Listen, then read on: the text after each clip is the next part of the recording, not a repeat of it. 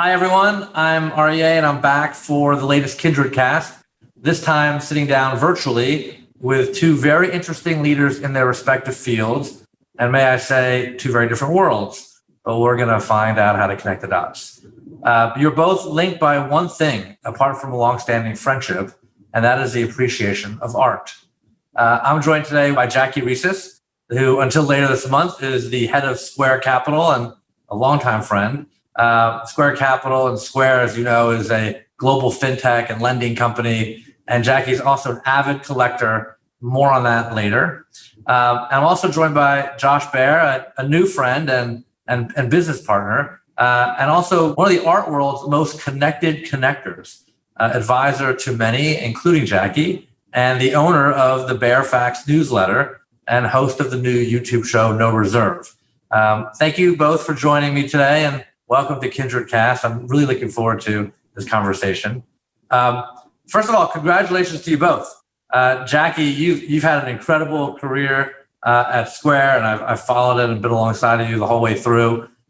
Before Square, you were obviously Chief Development Officer at Yahoo, and it was recently announced that you'd be moving on to do something exciting and some other things that I'm sure you'll be sharing publicly at the right time. And so we're looking forward to that and an exciting next chapter. You've always outperformed every time you've been in motion.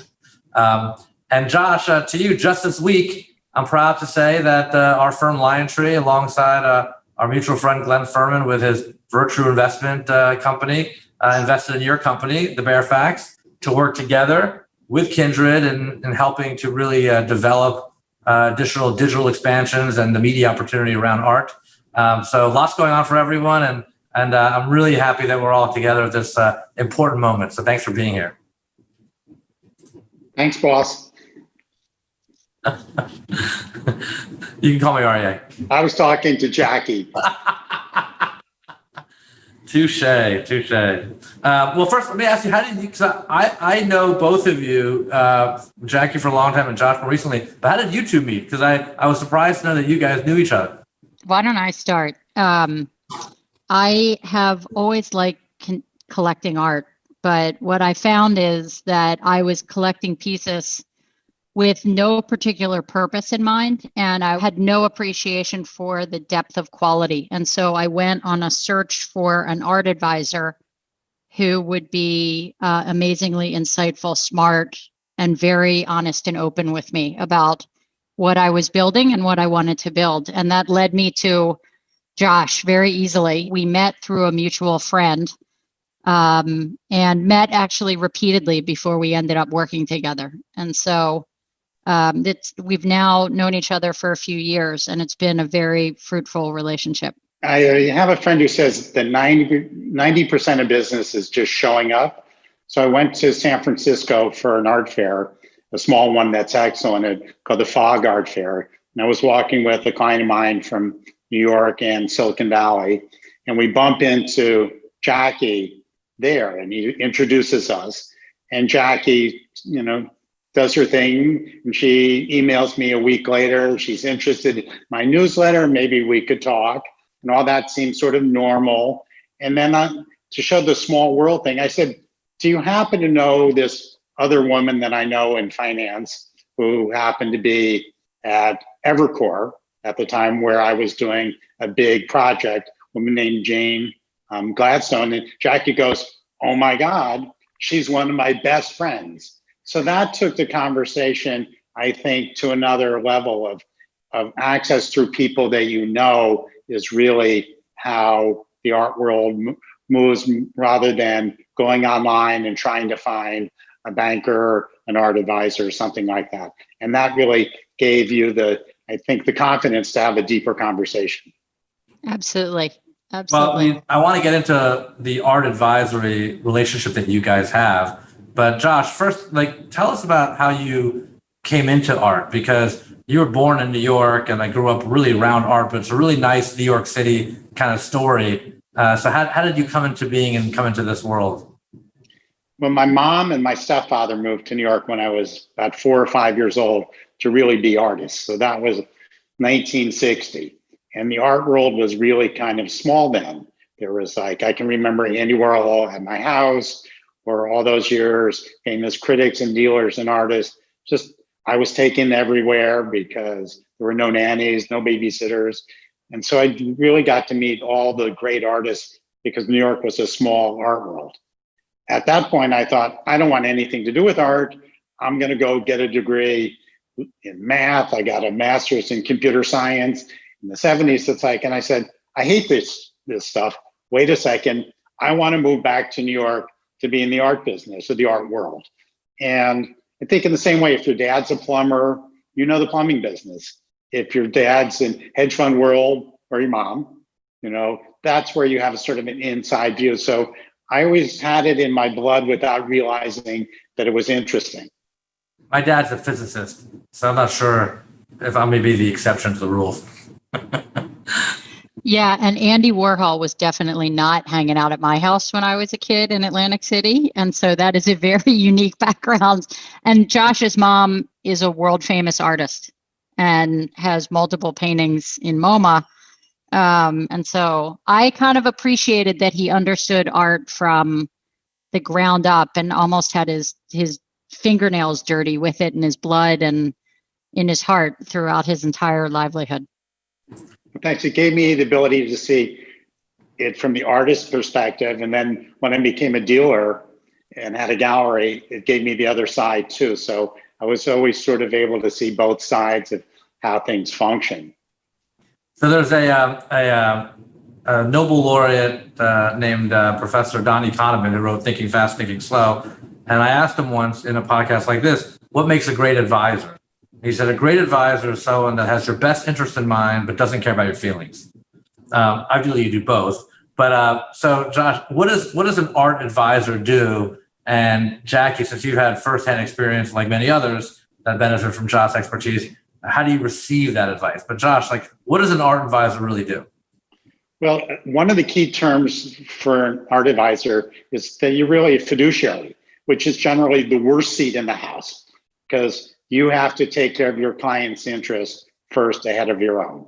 So that's an important distinction between an advisor rather than a dealer who's representing their own book, buying and selling on their own. I'm not buying and selling generally things that I own or inventory, or if I did, I disclose it. So it's looking out for the best interest of the client first. So I start there. And then what I say is I'm selling access and knowledge in a world that's counterintuitive. So let me add to that. I think your comment about access and knowledge is spot on. That has been absolutely critical for me because I came in with very limited context and just, I studied art history and then ended up at Wharton, but I did study art history and came to appreciate the aesthetic context of art. What I didn't have an appreciation for in depth is the cultural and historical context, and also the context of the span of an artist's work. And so what I wanted Josh's advice for is to understand those elements of a piece of art, because I could take a point of view on whether I liked something. And I was only going to buy things that I appreciated and that my husband and I wanted in our home. But to know which Basquiat to buy amongst a breadth of work was absolutely critical. And also appreciating why one held more value than the other, I had absolutely no understanding of. And so it was great to be able to walk into a gallery or an auction house or even an artist's home and studio, and be able to take a point of view on why something was better than another. And that was so critical to me, in addition to exploring access, which is obviously pretty critical in a market that I find to be a little less than transparent. Well, let me ask both of you, how do you really go about building a collection of art? Because typically the reputation of the art world is somewhat aloof or secretive, or some people think the prices are unusually high and the barriers to entry are very high to break in to be a new collector. But Jackie, you experienced this successfully with Josh's help. So how do you really go about building a collection? And Josh, how would you advise someone to start doing that? I'll tell you what I did, and then Josh could tell you whether I did it wrong or right, or I'm somewhere in the middle. As I said, I first started by collecting artists that I liked. I didn't have any appreciation for where the piece was in the breadth of the work that they created. And so I got lucky on some, like I bought a Kehinde Wiley that I loved in 2017. And I feel like I bought the right piece that I really wanted. But then I was buying across a breadth of artists. And what we ended up doing was taking a moment of pause and trying to look at one, themes, what mattered in our life, and two, artists. And we came at it from both dimensions. So on themes, Josh, very quickly, that I appreciate artists that are underrepresented voices. I'm a woman who worked in the finance industry. And so what resonated with me, and my husband was super supportive, were artists like Barbara Kruger or Kehinde Wiley, and artists who were basically putting a voice front and center to show representation and kind of who you are. I'm here, kind of that mattered. And so we have a lot of artists that we've collected that are women and underrepresented minorities. And I wasn't trying to come at it thinking about their moment in history, which feels like it's being represented now. I was really trying to come at it from a personal point of view. And then the second way was to come at it from the artist perspective. And so when we wanted to go collect, Basquiat, Josh basically stopped us from buying anything and said, let's go on an exploration. Let's see what there is to see. We went gallery by gallery and met with, those that he felt were appropriate to have the type of art that I wanted to go look at. And we did a deep dive in a particular artist. And so we were able to triangulate purchasing from that perspective so that when my husband and I were buying a piece, we felt good that we'd seen everything we wanted to see and we could make a decision about finding the right one for what we wanted to build. I like to say there's some ground rules that are useful, that good is the enemy of great. And we can move quickly if we've done all our homework. And my take is to look at art, certainly we're talking about valuable, expensive art, through a lens of history. How does it fit in history? But ultimately, it's my client's taste. It's their art. It's their money. They have to love it. I can guide them about a more academic view of better and best, but still they have to have a chemical response to it. Obviously, I have to work on the value of it within the market because art has gotten, one or two more zeros on it than when I started. So there are a lot of elements that come there, but I think that Jackie and Aryeh are used to like how you process information. And people who are collecting in your world are used to going deep in a specific company, stock, way of looking. And that's valuable in buying a work of art. Now, the problem is you're not broad in art. That's my job, to be broad. But when we narrow down is to dive deep in all the ways, the emotional way, the historical way, the financial way, and the access way. So it's a collaborative effort. By the way, both those answers very helpful, and I'll try to apply them in my own endeavors. But how do you differentiate between building a collection and just buying things? Like Jackie said, I found things I like, I bought it. Makes sense. A lot of people say that you have to follow what you like first, and you'll never go wrong. But then what differentiates that, which is, there's nothing wrong with it, to actually moving into a collection? And how do you think about how you go about building a collection with a certain thematic and a certain kind of passion? There's a difference between an accumulation of great objects, and many people have that in their house, on their walls, and a collection. Collection tends to tell a story and have a narrative. We're developing one as we go and realizing, Jackie and I and Matt, what that is. You happen to also love color, and that's like something that you didn't realize, and certain issues that go through. I have my own kind of things that I'm personally interested in, but we're not a museum. So we're telling a story, except when we're not. And sometimes it's, you just love it. And sometimes it fits the theme and things tend to develop. Yeah. I mean, I feel like if you're building a collection similar to running a portfolio, Jackie, in your experience, it sounds like you also have a higher likelihood or greater degree of confidence in building value, because art is not only about something that's personal and something that is passionate, but also about driving value. And hopefully, the more of a collection and a narrative and a thematic that you have, the more opportunities you have to really kind of build something sustainable over a long period of time. Is that the right way of looking at Yeah. it, Jackie? Well, I also think collection should not imply unaffordable pricing, because I do think at different levels you can build a collection. I think it implies purpose and intent. And I found the biggest mistake I made was that about being lackadaisical and almost purposeless before I really thought about how much money over time I was investing and how important that was to me, and how I wanted to drive a more purposeful focus on what I was doing. And that, I think, made me be smarter about it, and it made me do more homework. And I think if people are going to spend whatever amount of money makes sense to them, and art is usually not, not a low income type of price, but you clearly want to be thinking about things with a level of sophistication and homework that makes what you're doing smart. And that's why I think the idea around a collection becomes more important and more purposeful.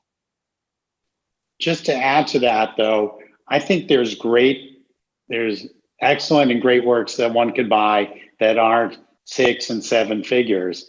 And I think the second work I got you to buy, one of my favorite that you have in your collection, I think was $20, which was a film by the Swiss artist named Fischli and Weiss. They'd shown it. The Guggenheim, it's their greatest work. And we've been talking about video. Said, you guys, Matt makes films, look at this thing. It's a great work of art. It's $20. What's it worth now? 20. I think it's probably 19 with the postage. No, we looked at different ways to put video art in our house, and we wanted to be able to run loops of interesting films and themes in the house, in the room where we will entertain and throw parties, to give it levity, to make it fun. We don't want any party in our house to ever be boring.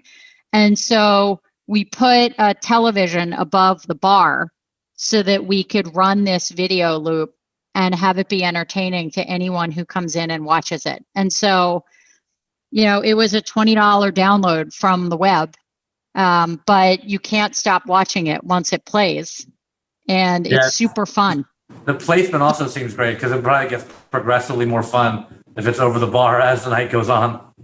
Yeah, but it's a perfect example where it fit the purpose of what we were trying to do. We wanted the house to be fun and interesting, and we wanted people to have a good time while they were in there. And so we have 2 video pieces in the house.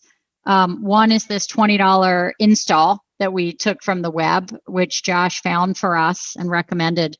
And the other is a Brian Bress video, which is so nutty and kooky that you can't stop sitting in front of it and watching it. And he's a less known artist, but I thought he just made you smile. Anytime you looked at this thing, it was highly entertaining and fun. And so,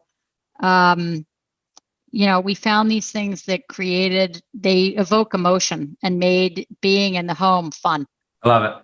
Josh, when you look back in time and in your experience, or obviously you're somewhat of a historian about the market, who are the best collectors? And what can we learn from them? Not only Jackie, but other people watching or listening to the podcast.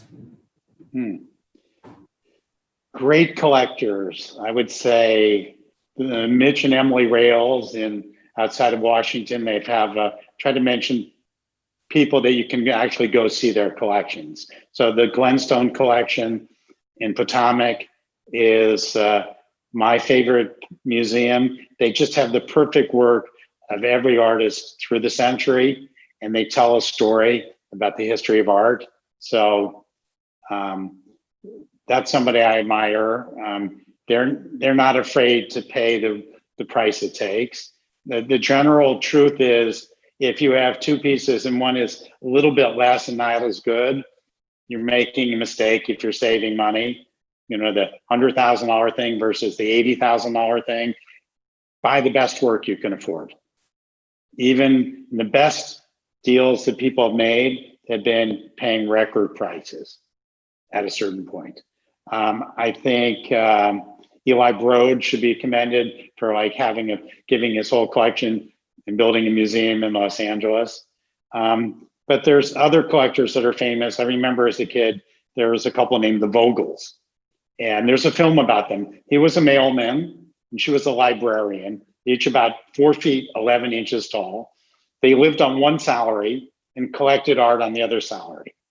And now, 60 years later, a big part of it's at the National Gallery in Washington, and they gave works to museums in all 50 states.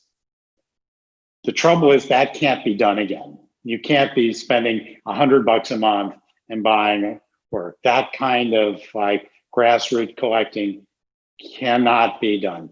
You know, 1 year out of Yale, a show, it's $50,000. I mean, we've really priced emerging art out of the realm of the non-one percenters. So it's a different moment. I've heard also Ronald Lauder has a great collection, an exquisite eye. Do you agree? It's fantastic. I mean, and he picked I read someplace, I don't know if you said this, or, pick a lane and stick to it. I mean, he picked a few lanes and really went all in. And I'm sure his family told him he was crazy not to do what he did. And some of those people made the best investments ever in their family on buying art, but they did it out of passion. And if there's no passion, it's like an accumulation of objects. And you can tell a passionate collector from a dispassionate collector. Yeah. And Jackie, I want to sort of draw the bridge between your day job and your core business and the art world, because you have not only grown up in the financial world, but also in the digital payments world of finance and really the innovative parts of finance all the way through. And when you look at art, there's a lot of finance around it, right? Because there's how do you finance a purchase? Because if it's $20, fine. But if you really want to go and stretch for things that you really love, there's a financing element to it. There's also a crypto element now, apparently, to art. And you could have even partial share ownership in art, et cetera. So some companies like Sotheby's have financing arms. Christie's does not, but obviously it's a fully accessible market to get capital these days. But how do you think about finance and art and digital payments and art, and how does it all intersect? Because you could teach Josh and myself a lot about that, I think. First and full stop, I consider art an asset class that is a great store of value. It generates a pretty healthy positive return for investors. And interestingly, it's not correlated to stocks and bonds. And so I like it from a diversification point of view. And I think about it from an asset class perspective in the same way that I think about a venture portfolio of venture investments that I love. I consider art the same way. Do you love the venture portfolio and the stocks the same way you really love art? Because asset classes are one thing, but there's a passion behind art as well, right? Well, so venture investing, I have a passion behind the entrepreneurs and the businesses that they're building. That is different from an equities portfolio where I have zero passion for like investing in FANGs or an ETF or the S&P.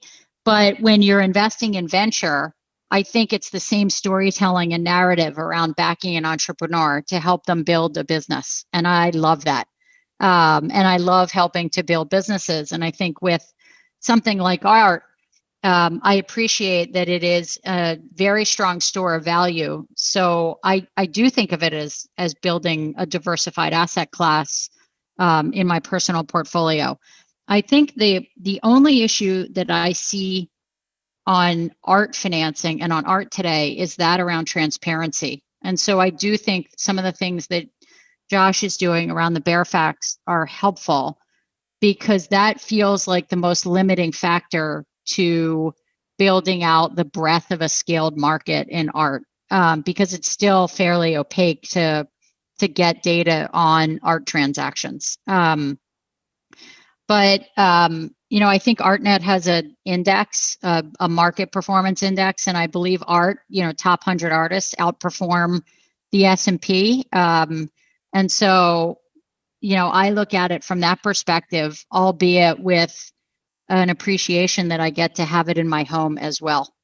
Great. Josh, I'm going to ask this question, but as I ask the question, I realize part of the answer. So the Baer Faxt, it's been around for 25 years. And I was going to ask you what's changed in that time frame about the art world and what you think is the future of the art world. But start with saying what Baer Faxt is. And I laugh because obviously the name Baer Faxt indicates a massive change in the last 25 years of how you started, given the technology that's innovated since the facts. Well, it relates to what Jackie was talking about, which is access to knowledge and information. So back 25 years ago, when the fax machine was a new product, it was a way of delivering information about the art world and the art market more quickly than the art magazines. And that's still an issue today with that. The art world doesn't want transparency. That's how things stay expensive.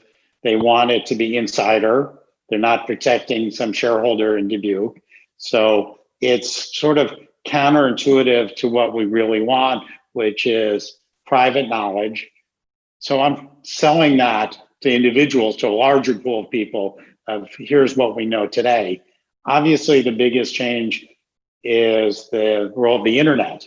So much information is out there.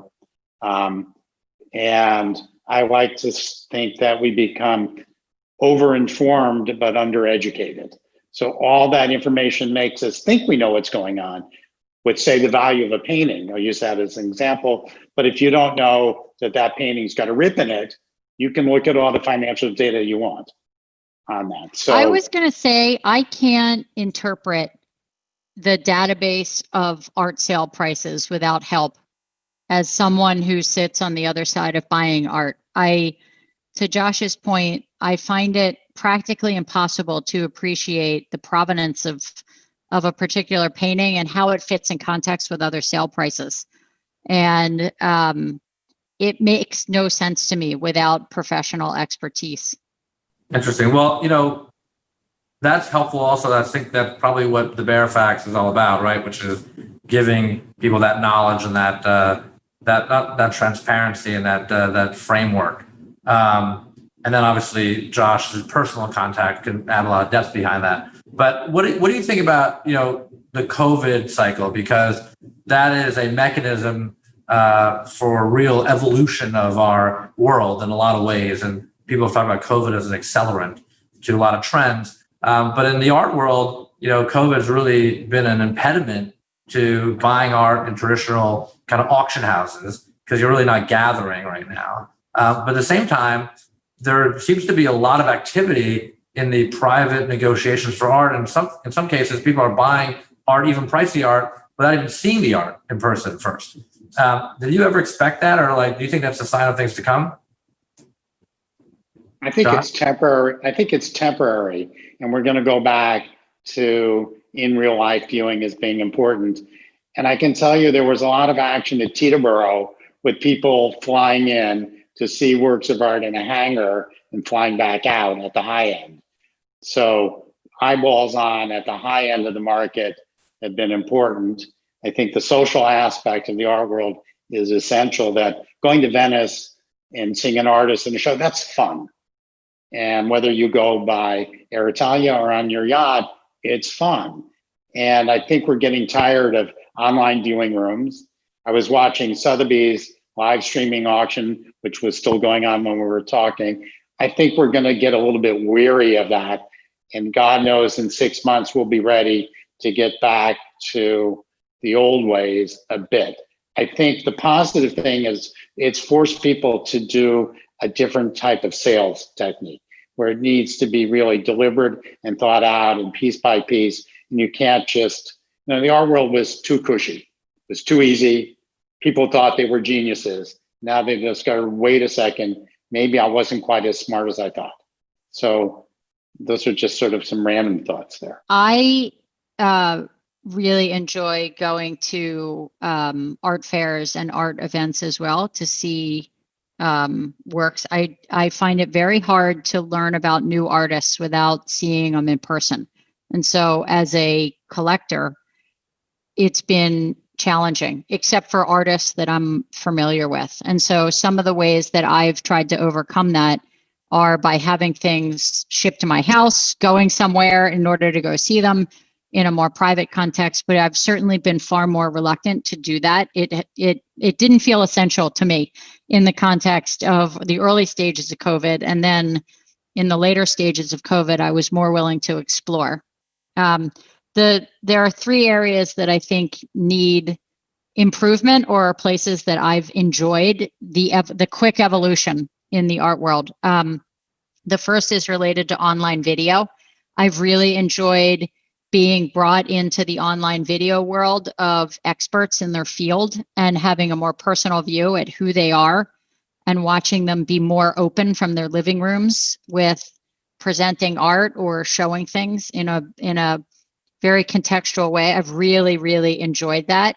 I've enjoyed museum tours. That's been super fun in a way where I didn't feel like people felt comfortable with the quality of content they were producing, and people just kind of went with it. And so I loved it. And then I've enjoyed more of the narrative that as a result of that, they've shared in video. The place where I feel like still needs more work is that around websites and apps. And I feel like the art world shows two-dimensional pictures, and they show like three of them. You get a scale, and you get a front view, and you get a back view. And that feels so limited with regard to options that could be pursued on art apps and art sites.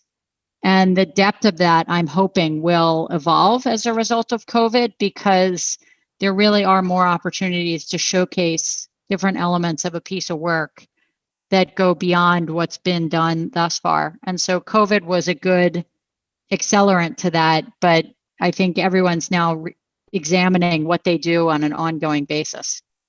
Just in that point, there's a lot of work on augmented virtual reality for galleries. So I think they were slow to get to it, and I think there's a rush to that for the galleries themselves more than the auction houses or the magazines. But it is a catalyst for change. Even museums, where obviously we prefer to gather for a lot of reasons, even to support the museums. Now, given the COVID pandemic and the lack of kind of activity within those museums, hard for those museums like the Baltimore Museum or the Brooklyn Museum to cover their operating costs. So now they're resorting to even being allowed to sell part of their collection. That's stimulating a bit of a capital raise, which is normally taboo, I think. But you're seeing some of that activity coming out of this period. Is that healthy? No, but necessary, maybe.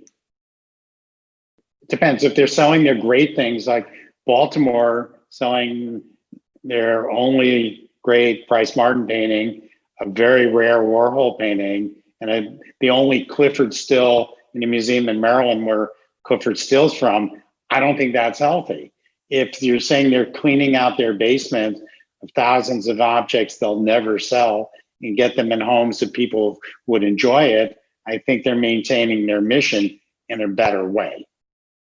Interesting. Well, I think it's also a moment where the tightening of the art market will loosen up. So, for example, collectors that have been holding their collections forever, potentially needing some liquidity or just being prudent in terms of portfolio alignment or reconstruction, may end up putting more supply into the market. I'm just prognosticating, I'm not the expert. And that will allow new collectors to come in and new entrants into the art world, which is, I think, part of the energy of what's happening, connecting the dots going forward. Hopefully that's the case. If I could just make a financial point, the art world is counterintuitive. When supply goes up, demand goes up and price goes up. If suddenly 50 more Warhols enter the market, you might think that's going to kill the market. It has a better chance of helping the market. And certainly, again, when the price of things go up, more people want it in art. It's not like cereal or something like that, where if my Wheaties are less than my cornflakes, I'll buy my Wheaties. Well, that's interesting because when you and I toured some galleries this summer, Josh, like one of the things I took away from it was if something, it's like the efficient market theory on Wall Street, that two people are walking down Wall Street and one sees a $20 bill on the floor and says, look, there's a $20 bill. And the other person said, no, if it's a real $20 bill, it would already been picked up by now. So when you go to a gallery and you see a nice piece of work, if it was really worth it or valuable, wouldn't have already been picked up or bought by them. So how do you reconcile those things that are actually staying around the galleries for a while and not being acquired for a knowledgeable buyer base? You have to have guts to buy art. You have to be willing to be against the curve.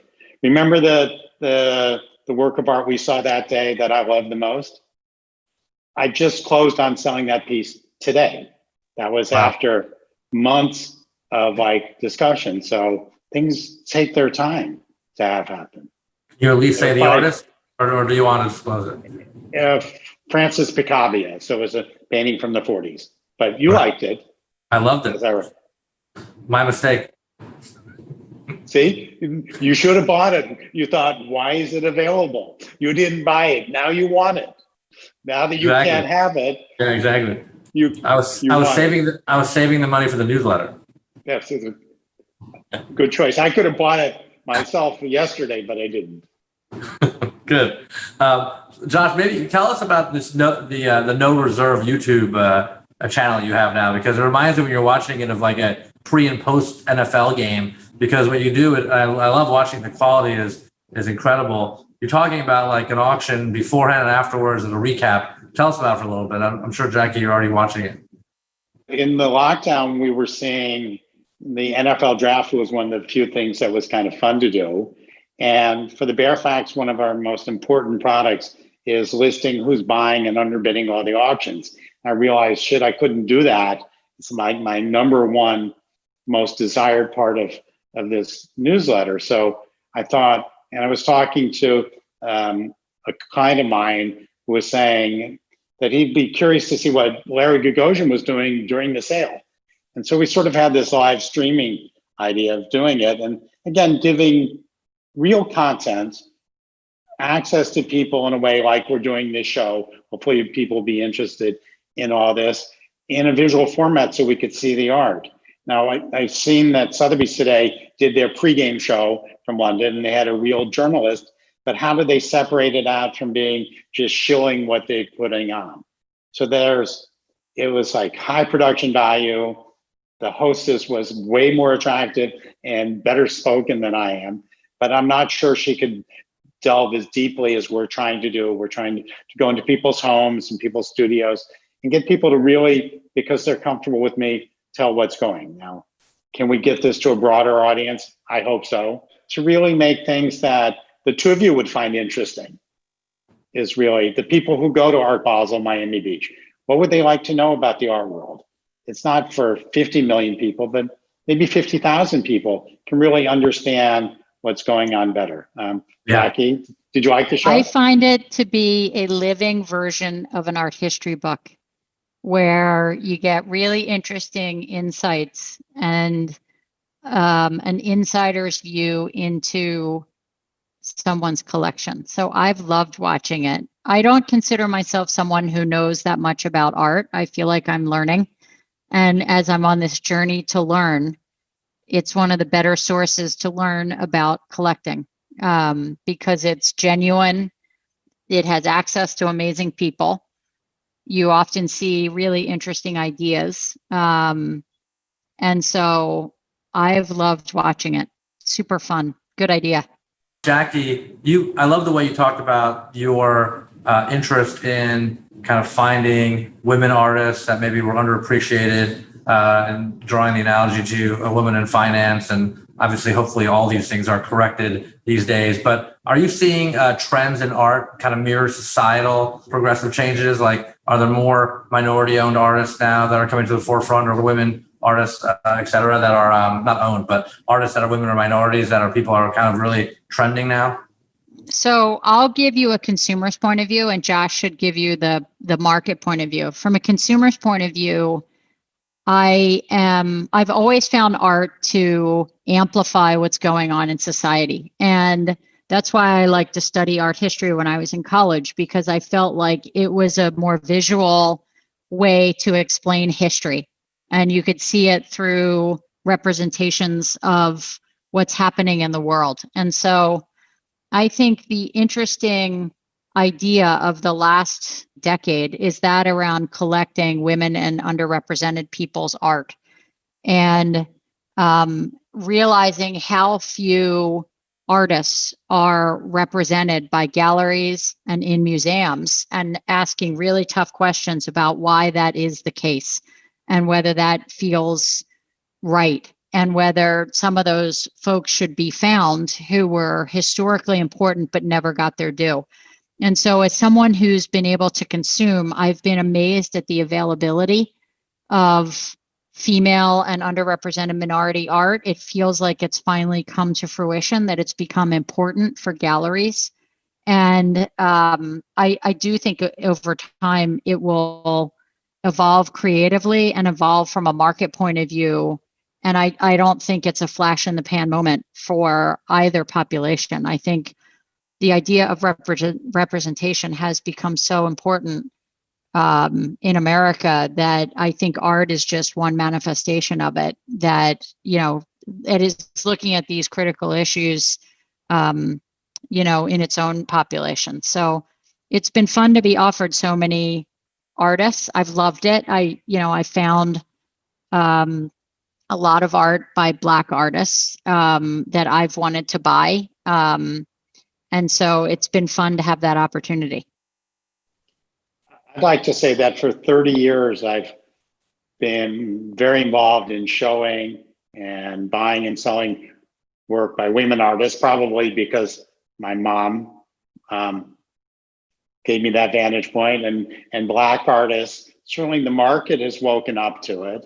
What's more interesting to me is that people like LeBron James and P. Diddy are collecting art. A lot of NBA players, they're collecting art because they're finding art that they can relate to. And that's been important.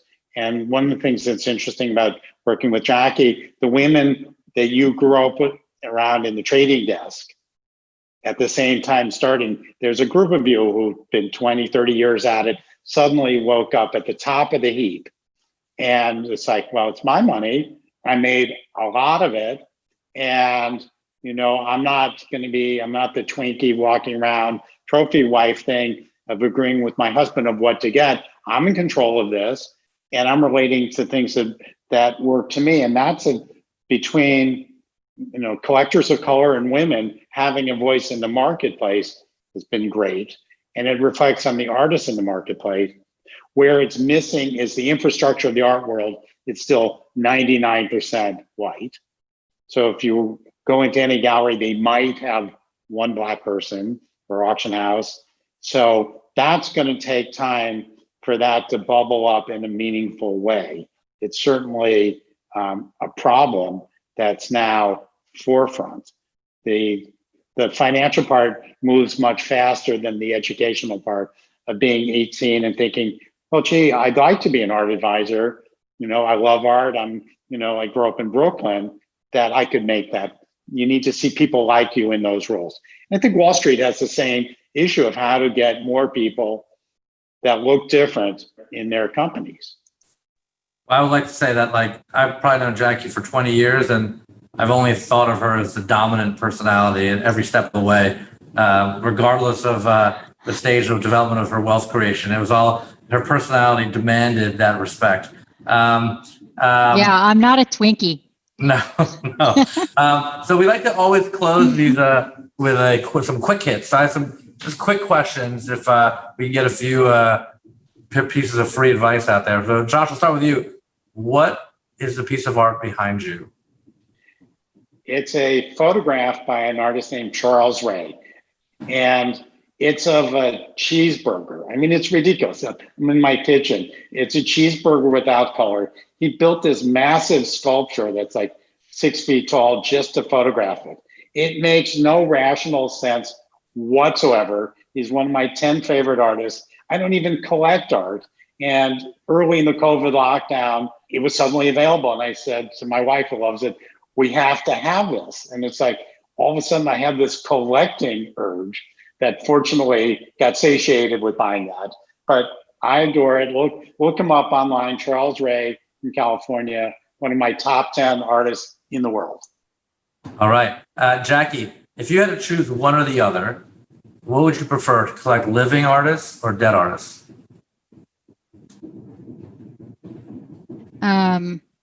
Living artists. I would like to understand their story and be part of their evolution. And I really enjoy that.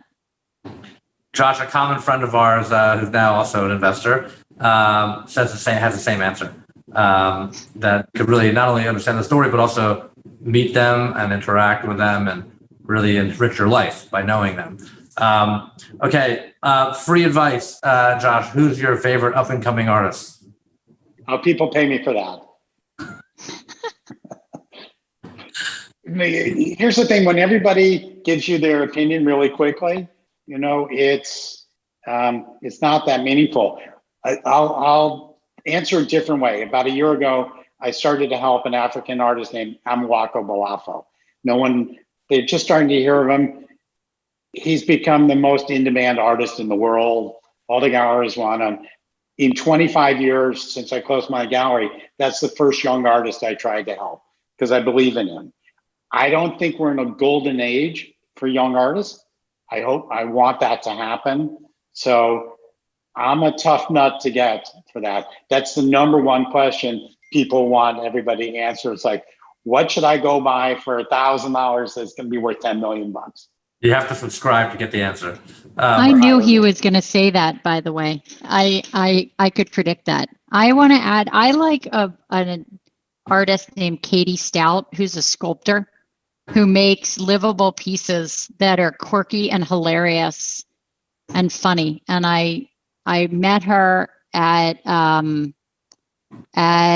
Art Basel in Miami, and she was displaying light fixtures of nude women, and part of their body parts were made out of gold.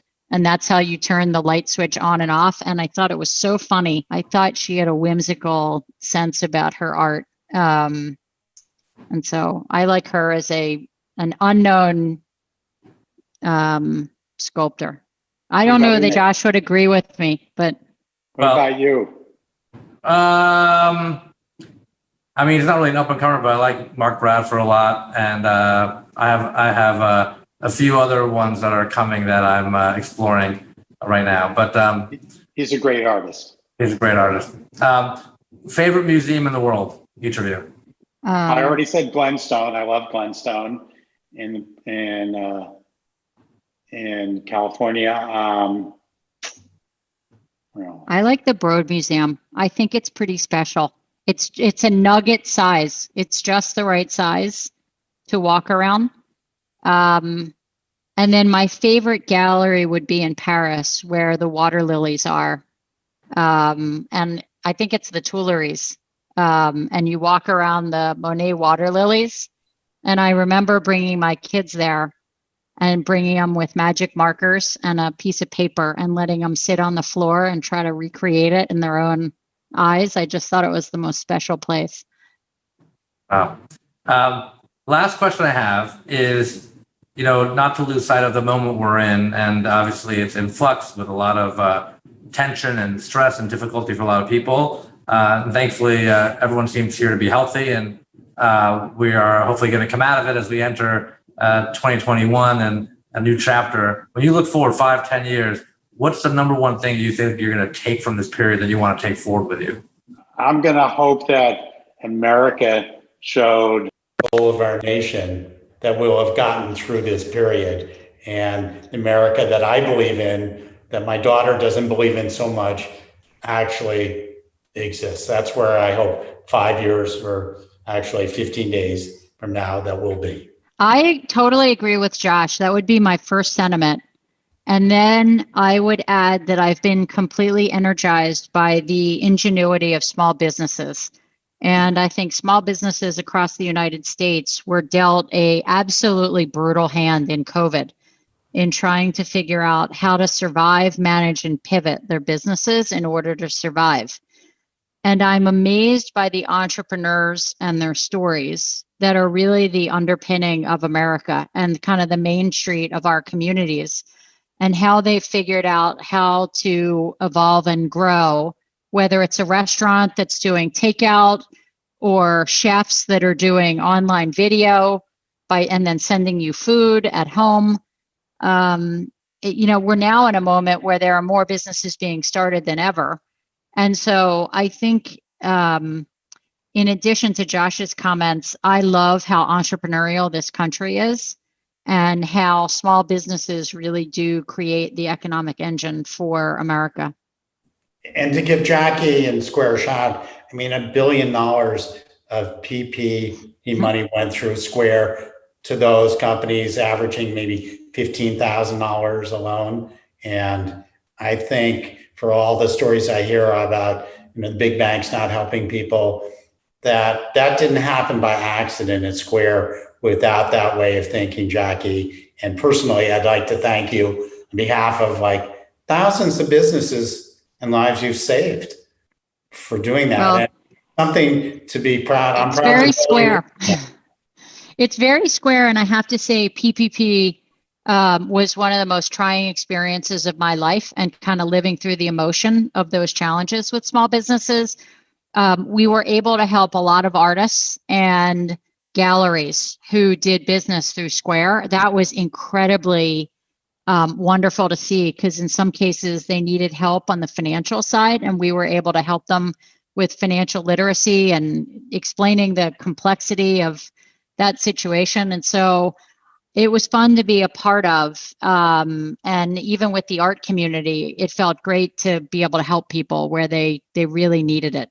Well said, Josh, and well done, Jackie. And for those of you that were wondering why LionTree was backing Josh and Baer Faxt, now I think you have your answer. It's not just a personal interest, but also one that I think has a lot of financial interest as well, and some upside in terms of how the art world gets reoriented in the new digital economy with interesting financial sets. And I'm so happy that I've also, through this podcast, got to reorient with Jackie after all this time, and I know that you guys are great friends. It makes everything a little bit better. So thank you so much for your time today, both of you, and look forward to catching up on more. I'm looking forward to seeing what's to come, Jackie.